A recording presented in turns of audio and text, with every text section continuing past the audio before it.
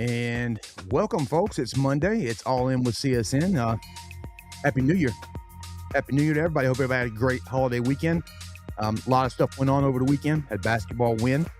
Guys went up to Syracuse on Saturday. Had a great win there. Get the ACC campaign going there with the basketball team. But we're all here today talking about the big news, that we broke on Friday. The firing of Garrett Riley, which opened up the offensive coordinator position. We'll talk about that.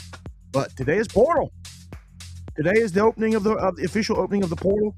We got a lot of updates. We've already took and posted out there at ClemsonSportsNews.com, our affiliated social media platforms. But just check them out. I put a post up on Facebook earlier asking you guys if you have any questions to put them out there. I got a couple to answer here in a little bit. But yeah, man, great weekend. A busy week coming up. Even tonight, the girls are playing basketball. I think the girls are playing at UVA tonight. You got tomorrow basketball. I think it's around I want to say around noon tomorrow. The Tigers take on Pitt. That'll be on the CW network if you want to look for it on TV. Brownell and the guys are 11-3. I think they're at a net rating of like 37 right now, with one quad one win in their book. And many more to come, it looks like, with the ACC season coming at them. Good looking win the other night. I'm very impressed with the way they went up there and played. It was a gritty basketball game. And I've never been there for basketball. I've been there as an analyst, in the press box at the dome there in Syracuse. And I can tell you right now, it's not a fun place to play. And for football, 'cause it's stuffy and weird and it's loud. But I can only imagine with the angles and all that open space, the depth perception changes and all that. But basketball is a weird thing to play there. But and that's a really a poorly coached but very a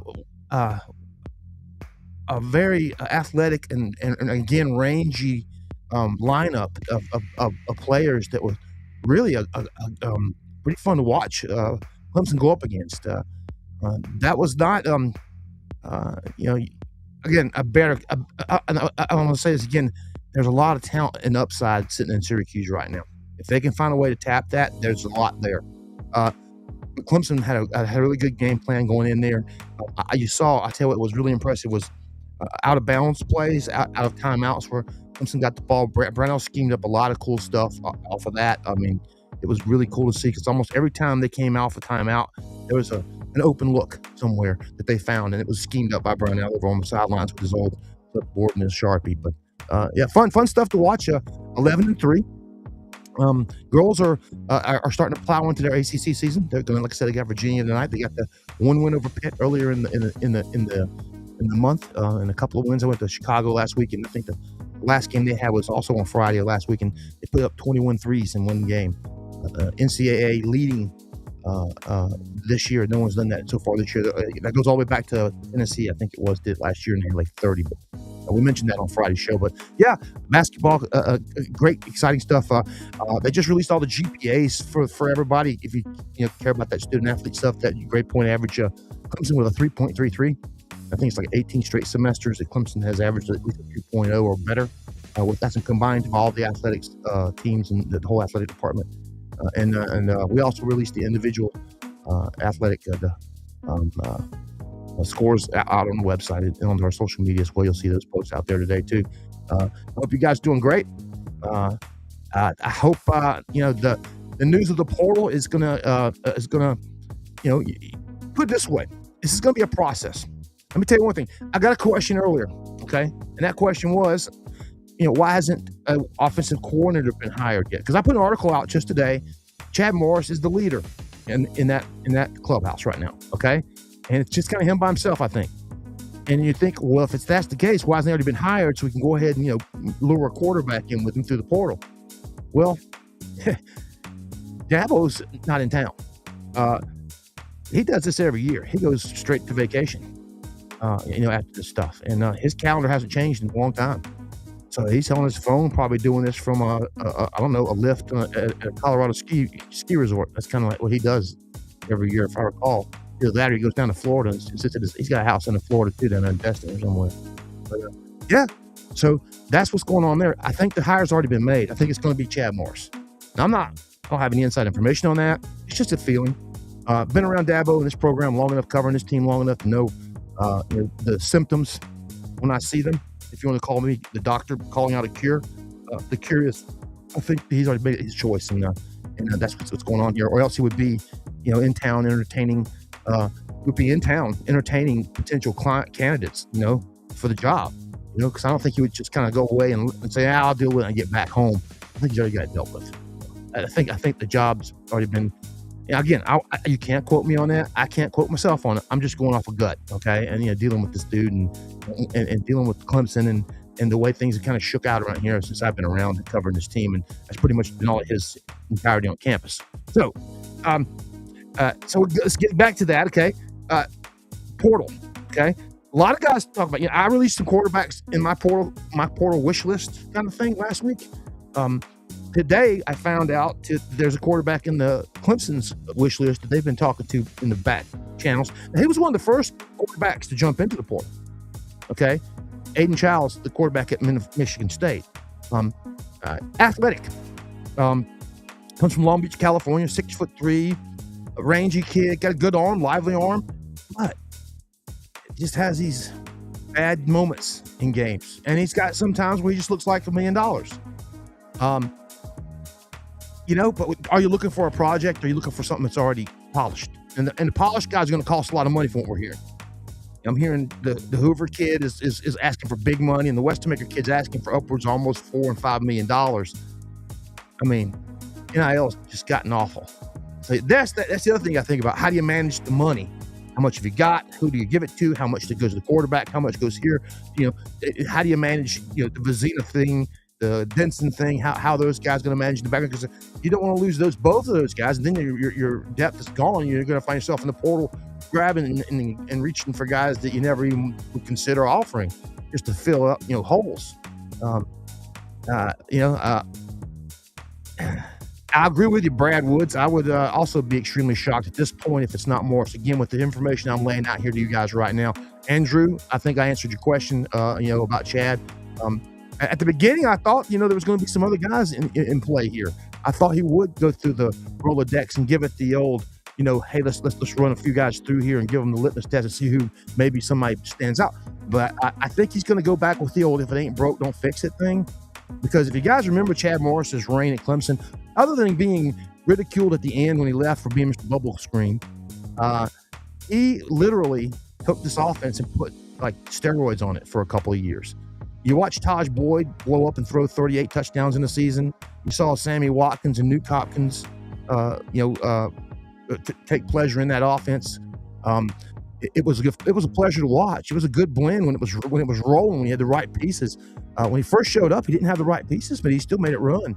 And he was a little pass heavy at times. But if you gave him that roster that Tony Elliott and Jeff Scott had, with that blend of talent at the running back position with Etienne and Gallman, and then you add in the wide receiver core over that period and the quarterbacks, man, oh man, just imagine what they could have done. Now you got to remember, Chad Morris is one of the big reasons that Deshaun Watson picked Clemson was, Chad Morris's offense and how it fit what he was doing at Gainesville High School over there in Georgia and kind of the whole concept. And remember, Chad left because he got hired away to be the head coach at SMU. He wasn't fired. People might have gotten like a little bit stale with what he was doing, but you got to remember he had pieces to work with back then. He didn't have nowhere near the roster that he's going to have now. And even with we don't even know what the roster looks like. The quality of recruit, the quality of the roster itself, I think, since Chad left to now, the core is much more talented. Where Clemson had like one Sammy Watkins on the football field back then. Remember that? Or Nuke Hopkins. You might have had one or the other. Martavis Bryant sprinkled in there amongst all that time. But then you got to the where you had Artavis Scott and you had Higgins. You had tight ends that could catch the ball. You had 5 and 6 guys, and you were deep. Wide receiver. That happened. See, that didn't happen underneath Morris. Morris was in the beginning of all that when they started bringing. I think the first guy we brought in was Martavis Bryant, and then it was Nuke, and then it was Sammy, And then I think Jacoby Ford was in that whole bunch with him right there at the end, because I think Jacoby was in there right when he got in at the end. But yeah, some good things going on with that. And with quarterback, the Aiden Childs guy, I'll tell you guys, I haven't really dialed in on it. I went and looked a little bit of his film. He's impressive. You can tell he's got talent. You can tell he's one of those guys who looks like $1 million, standing out there. He stands up tall in the pocket. He looks, he reads it, he gets across some of his reads, but the numbers just didn't pan out. Now, I don't know if that was the Michigan State offense or how they ran it or how they utilized him, or if he was, not coached up. But again, are you looking for a project? A guy that, has got potential upside? You want to pay him to come here? I don't know about that. If I'm paying somebody, I want him to be a polished prospect. And again, I like the kid. I think he's got a lot of upside. I've heard a lot of people talking about him already. I think, hey man, he's a guy. So that's just one. Let me get this little list out. All right, I put a little meme out earlier on our social media. You can find it on all of our social media sites. It says Portal All In 26, and it's got a picture of Dabo. And I got a list of players that we got that are leaving, outbound, and also the guys who are going to be have got visits planned with us right now. Okay, let's get to that little list. And this is as of 6 o'clock. Okay, now this changes every day, and it's been changing all day. Okay, well obviously they got the outgoing portal entries from Clemson. The DB Khalil Barnes, who I seen today, has got visits with Georgia and Mississippi, if you guys care. Linebacker D. Creighton, a guy I wish that wouldn't hit portal. He's one that was had potential to become something, but whatever happens. Quarterback Cade Trotter, not a concern. This was just a roster filling scout team quarterback. Defensive line Caden Story, a guy that just didn't pan out. I don't know how. A lot of hype coming out of high school. The guy was a 4-star coming out, and his dad and his parents were real big on Nick Eason, and Nick Eason was a big deal about getting him to sign. I think he had a family tie there or something. I'm pretty sure. But Caden Story's out. This one that hurts.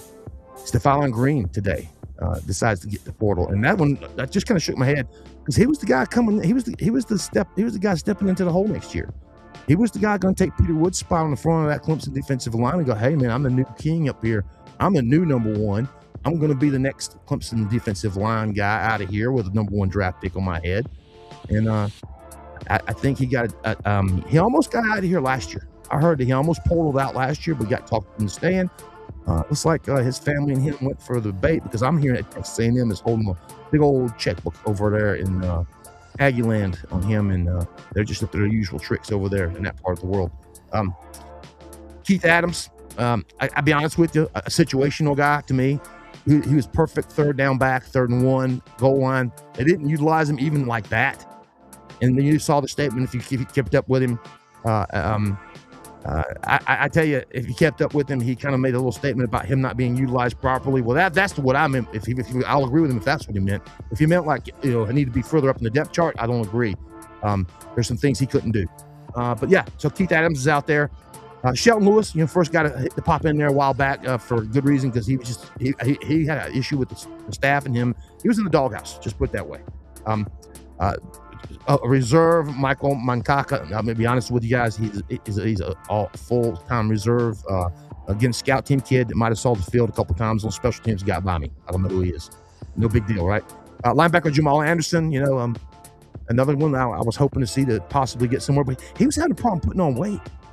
I mean, he looked really lean to be a linebacker, especially a guy in the middle. Defensive back Rob Billings, and a guy that was buried in the depth chart. But I went back and watched a little bit of film on him too, and it was so funny as I saw one guy post on here, he couldn't tackle. Well, gosh darn it, if I watched that film today, that's all he could do was tackle. He was pretty damn good tackling. He just couldn't cover. But I think the depth chart got there in his way, and Rob wanted to find a place to play. So there you go on that one. Tight end Josh Sapp, a Clemson legacy guy. His dad, Patrick, Clemson guy. They just decided to move him on, get him somewhere else. They think he's a feature tight end somewhere. I can see what they say there, but not in a D1 program. You stepping down, I think he's a feature guy, but he's not that guy here at Clemson, and never was going to be. Former tight end and the converted defensive end Marcus Dixon, the kid from, I think he's from Florida, or it might be West Virginia. I'm not sure on that one. Don't quote me on that, but came in a 4-star tight end. It just never panned out. Moved over to the defensive line last year, and it just hasn't worked out there either. I saw he did play a couple snaps in the bowl game, but looking for a spot, looking for a place to play, and I don't know what position he's going to go in after wherever he goes to his new school. But that's the Clemson guys going out. So that's your outbound list, okay? So far, no news from any of the main players. Wesco and Moore haven't announced anything yet. They did put out a really weird post this afternoon. I didn't understand it. I posted that as well on the Clemson Sports News Facebook feed. Go find it and look at it. Kind of cool. Now, I'll tell you something I did read the other day. His mom and me talk back and forth, back on recruiting, so we follow each other. She posted the other day she's getting off social media for a couple of days. Now, that, to me, ain't good. Okay? A lot of moms say I'm getting off social media for a couple of days while they're waiting to make these announcements. Okay? And then nobody's made an announcement yet. Now, get this. I think that if there was an issue there, the one guy I think that could get pulled out of here would be Moore, because there's been a lot of people tugging at him since before he even got to Clemson. He was still on his way to Clemson, and people were trying to get him to somehow get out of his Clemson commitment and show up and play other places. TJ's been sought after very well. So watch out for that. And again, the portal is open for another 2 weeks. It's going to be a long, bumpy 2 weeks. It's going to be, I call it the portal roller coaster, because you're going to be going up for a minute and you're going to go down for a minute. You're going to hear good news. You're going to hear bad news. You're going to plateau where you're just going, nothing's going on, huh? And all of a sudden, whoosh, you're going to go straight in the air. Because what's going to happen is right now, if you see the visits are being set up for the 5th. That's this weekend. Okay, that's this weekend, Friday. So that means they're coming into town Friday. I've already seen 2 confirmed. Okay, and let's get to that. So right now, reported targets that are interested in coming to Clemson and have been reached out to Clemson to have some sort of mutual communication. It's already started, okay? Now, these guys we can confirm through our sources and others that there's a mutual interest, and we'll start. We'll start with our aforementioned quarterback, Aiden Giles from Michigan State. Again, he's a Long Beach, California native. He was a 4-star recruit, big-time kid. Don't have a visit date on him. Just know that these two have been talking, okay? Now, I remember he was one of the first quarterbacks I saw hit the portal. Absolutely one of the first ones. Defensive tackle Courtney Kelly, West Georgia. He set up a visit for January 5th. That's this weekend. I've watched him. He's defensive tackle / defensive end. Very, very active. Reminds me a lot of what we got already. He reminds me very much so of Lawson. He looks like, to me, it's like a carbon copy of Lawson. It truly is to me. That's me. All right. Defensive tackle Devin Tompkins from Southern California. Another guy that has got Clemson in his top 5. We don't have any visit dates on him yet or anything. Safety Lyric Rawls out of Kansas. Now, this cat, you go watch his film, and it's like watching a missile. If you guys are old school football from the 80s like me, this is like Ronnie Lott kind of stuff. Go watch this guy's film, Lyric Rawls, okay? Go find him. It's Lyric Rawls, like Lou Rawls, Rawls. This cat can play. He's a bad man. And he's also, I think, confirmed for a visit on the 5th. I'm pretty sure of that. The other one, just got this one earlier, around 6 o'clock. Offensive tackle, he's all Sun Belt Conference, is Johnny Brown, offensive tackle from Georgia Southern. He's a big man. Offensive right tackle. He's confirmed, I think, for a visit on the 5th as well. Again, that one I have to recheck. The 2 I can say are confirmed for the 5th are Rawls and Kelly. Those 2 I think are confirmed for the 5th. There's also some interest in some other players. We posted some other guys on here as well that we heard Clemson has some interest in, and we're just not going to put them on this list until we're confirmed that they are coming. Now, you'll see them in the threads that I put out. And again, those threads just let you know that there's some talking going on, and some stuff coming our way that we think that there's some interest there. Okay, if you go to my Twitter feed, our X feed at Clemson Sport News, you'll see where I retweet certain portal entries. Okay, if I retweet a guy's entry into the portal onto my Clemson feed, that means I'm thinking about that Clemson's probably talking to him. Okay, now just so you know, there's a couple of coaches at Clemson that do this. If you know Danny Pearman is Trent Pearman's dad. Danny was a tight ends coach for years. He was a Clemson tight end in the 80s. He's the guy in charge of scouting. His job is to get out there and find targets, and his got a little staff of his there now, and then I got Kevin Kelly there with him, who's their boss. Who kind of manages all that. He kind of oversees all of it. But yeah, man, what an interesting time. I posted also today, 4,000 people have hit the portal already. Have you seen that one yet? Yes. I'd love to see the comments about that. 4,000 entries into the portal already. A lot of them entered in, coming days as we got here, but still, day one, there's 4,000 kids in the portal.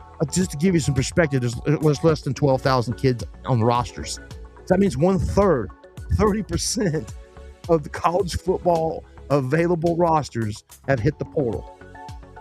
I think that's awful. I think it's really awful. Everybody's got their own ideas. Everybody says I hate on the portal and I'm old school. Man, I am. I'll admit it. I love the old school student athlete. But as far as this portal things go, if you're going to do it, I think it needs to be done once a year. If they've gotten down to that, they got the timing wrong. You still got the playoffs going on. You still got teams out there playing. You got coaches that can't recruit. You got coaches and players that can't do anything. I think they should do it after spring practice. Okay, everybody has spring practices usually in April, March to April. I would say April 30th, the portal opens. You open it up for 2 weeks from April to April 14th. That way, it lets kids see in spring practice if they're going to be available, if they're going to play, all that good stuff. You know what I'm saying? If you're there, if you're playing, in spring practice where you stand going into the summer, and then you can decide if you want to go to the portal. And you only get to transfer once. This transferring every year stuff, to where you're transferring to 7 schools, doing like Diego Pavia is doing now, trying to sue for another year of college NIL money, because that's all this is. This is so he can go out and make another year of money in college, because he's not going to make it in the NFL. Pavia gets to the NFL, he's cut first week. That's a scout team quarterback if I ever saw one. They're not going to let him play in the league. It ain't happening. He's not Doug Flutie. He's about 5'9". The guy's about 5. They haven't listed at 6 foot. He's about 5'9". Not happening. You know what I'm saying? And look at Johan, all the way from freaking France, man. What is going on, brother? How you doing, my friend? That is a cool one. Mr. Johan, he runs his own Tiger Clemson podcast on Twitter, guys. You got to go check him out, man. He's over there in France, Mr. Johan. He was here for I want to say the Florida State game. I'm not sure which game it was. I want to say it was one of those games. I know we were live that Friday at the Smoking Pig, but yeah. So that's your portal news for right now. Now I'm gonna tell you. I told everybody, stick with us. Stick with us all week. Check the Clemson Sports News feed here on Facebook. It's always the most up to date. Then you got our Twitter feed, or X. You got our Instagram and our YouTube, okay? Go follow us on all these platforms too. Share us, give us a like, all that good stuff. Let me see here. Let's go through these comments and see what everybody said. Will we hire Chad and then go after a quarterback in the portal? I think the portal quarterback situation might already be. Again, you're not going to know anything until this weekend and probably the next. You're going to see the next 2 Fridays probably be visit days. Just like, think about recruiting. They always brought them in on Fridays, kept them for the weekend. You know what I'm saying? They're going to do the same thing. They're going to do the same thing. They're going to come in on Friday the 5th. They're going to come in and they're going to sit here. Today's the 2nd. They're going to come in on the 5th and they're going to sit here. I mean, let's see here. That'll be next Wednesday. Excuse me. What am I talking about? Or Monday. What am I talking about? The holidays got me all messed up, guys. So, with that being said, the 5th, it sounds like they've expedited things then. Because that normal Dabo would say, hey, bring them in on Friday and let's give them the whole weekend routine, the whole trip we give the recruits, spend them a whole weekend, give them the family tour, the campus, the outer ring of Clemson, show them all the attributes of the area. And that's not going to happen. It looks like they're coming in on the 5th, which puts that as Monday. So that's big news. That's expediting things. So, any rumors that there could be any more staff turnover? Not to my knowledge. And I tell you, there's a couple spots there I would be agreeing with you, Mr. Holland, about maybe possibly thinking about that. But right now, not to my knowledge yet. Not to my Mr. Powell. Not to my knowledge. I told you, if you read my article, Mr. Holland, I said they should go after the kid over at TCU and pay him. The Hoover kid. He's going to make somebody a lot of money. That guy's going to win a national championship. He's going to win a conference championship. He's going to do something good. him and Mestamaker. And then I've got Lagway and a few others back there, but not the biggest Lagway fan. His footwork is just absolutely atrocious in the pocket to be a big guy. He gets himself in a lot of trouble with footwork. It gets him in a bad spot, usually with his release point in the bad spot. And he does a lot of wayward balls downfield. But there's still there's a reason he was the number one kid coming out. You can always coach that into some kids. But again, potential to be another DJ. Remember DJ Uiagalelei? There you go. There you go. Could be that guy, but it couldn't be. So I had him third. I think Mestamaker would be my other choice. Another guy's going to really demand a lot of money in the portal. So that's the thing about Clemson. Are they going to spend the money on that? And what have they got with Vizine in the background? What kind of what's going on back there? Because the minute if they bring a big splash guy in, if I'm Vizina, I'm out of here. Why wouldn't you be? You know, hey man, they just told you right there they don't trust you. But if they bring in like some guy, the kid, the Aiden Childs kid from Michigan State, they bring him in, then you're talking, hey, this is a battle, where two guys who actually make each other better, competition, iron sharpens iron kind of thing. We might come out with two really good quarterbacks at the end of the competition if you get him here in the spring. And I think that might be why you see this expedited visit dates for one, because I mean, again, normally today's the second, it's a Friday. I was holiday. Sorry about that. I have to brain fart for a second there. Again, Dabo and Clemson's MO, even during this portal cycle last year when they brought Helton the guys in, they brought them in on the weekends, just like a recruiting visit. So these visits are coming in at odd times. So the 5th is Monday. So it looks like Monday is targeted right now for a visit period. So that means they've already got two guys coming in. If they got two, that means they're going to have a couple, 3 or 4 more. They probably got a bunch of guys here in the front part of this thing that are going to commit to coming in on the 5th. I'll be pointing my people towards watching what's going on campus. We'll figure it out. And we'll follow some social media accounts and find out. But yeah, man. The TCU QB was going to be a great pick. But let me tell you something about that. He was my pick earlier because of the one thing. There's 2 big ties to Clemson from Hoover. Hoover at one time was committed to Indiana when Tom Allen was the coach there. Okay, then he decommitted and he went to TCU. Well, guess who recruited him to TCU? It was Garrett Riley. But he never got to play for Garrett Riley. So I thought, hey, if Riley sticks around, you might can go get Hoover with the money and with the Tom Allen tie. But I'm hearing he's actually looking about going back to Indiana. So that's the team to look out for Hoover now, because it's going to take a big paycheck to get him in here. Are we in on any running backs? I tell you, if we're not, we need to be in on the Brown kid, Isaiah Brown, the kid from Louisville who just hit the portal today. Everybody's going to be after him. That cat can flat out just run. And the kid out of North Texas, the Mestamaker's running back partner, that kid led the nation in touchdowns and all kinds of stuff. That guy he had like 28 TDs. If I'm going after a running back, there's 2 guys. I know that I heard that Hollywood, what's his name, the kid out of North Carolina State, he's got LSU and FSU looking at him already. LSU and FSU, as usual, ain't playing around. They're going after everybody. They got their money out. They got the bank book out, man. Texas Tech, the kid from Cincinnati, the quarterback, Brandon Mosley. What is the kid? I can't remember his name. His visit's going straight there. He's going to commit straight to them. I heard that was a done deal a while back. Texas Tech is just like at Texas A&M in Texas. They're going to go out and put money out there, and they're going to let everybody know up front what's up. They're not scared to tell anybody. But yeah, man, busy week. Stick with us. Check the social media we'll be back on Monday, 7 o'clock, every Monday, every Friday. We're brought to you by Ingalls, Benson Ford, Oakway Tractor, and J.W. Martin Real Estate. By my buddy Joey, Mr. J.W. Martin, Joey Martin, he took himself to, I think he said Aruba. He's down there. He's down there right now in Aruba, and him and his better half enjoying the sun and surf and sand. Y'all have fun. Enjoy that trip down there, and travel safe on your way home. We'll see you soon, Joey.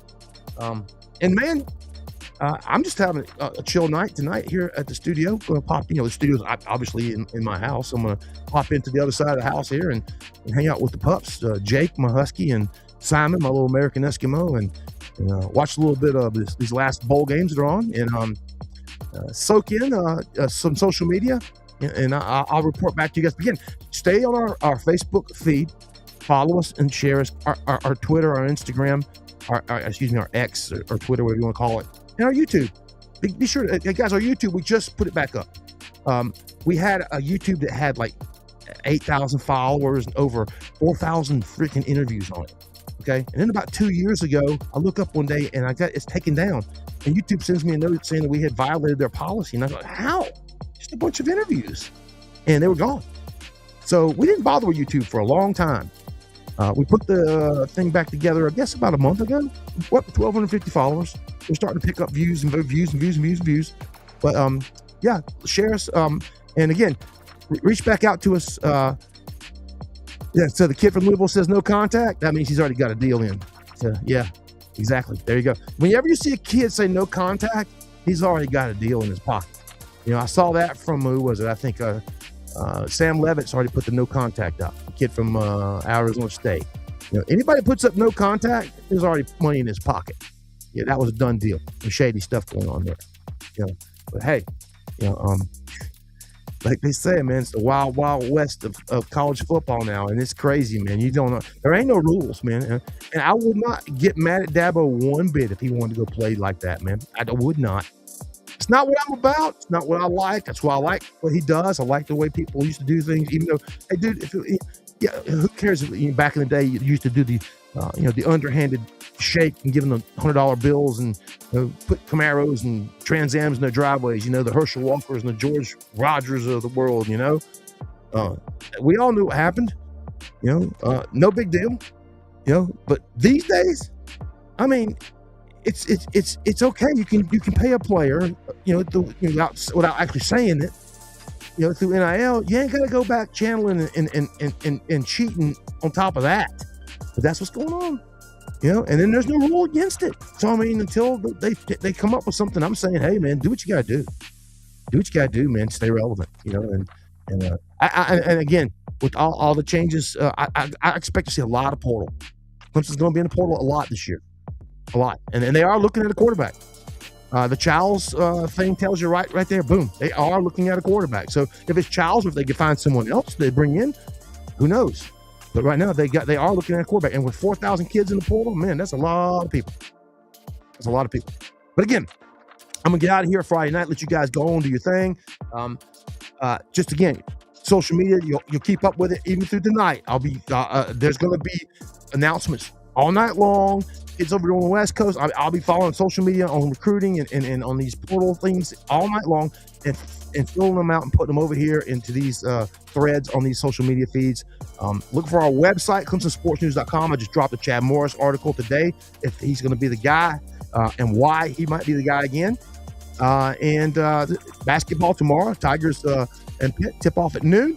Tonight, the Tigers and the ladies, I think they just tipped off a few minutes ago against Virginia. So we'll give you reports on that stuff. You can also go to my website and see the finals and wrap-ups and stuff, and the press releases from those as well. All right, guys, have a great night. You guys enjoy yourselves. Any questions, just leave them on that thread we got started here. And you guys have an awesome time. Go Tigers.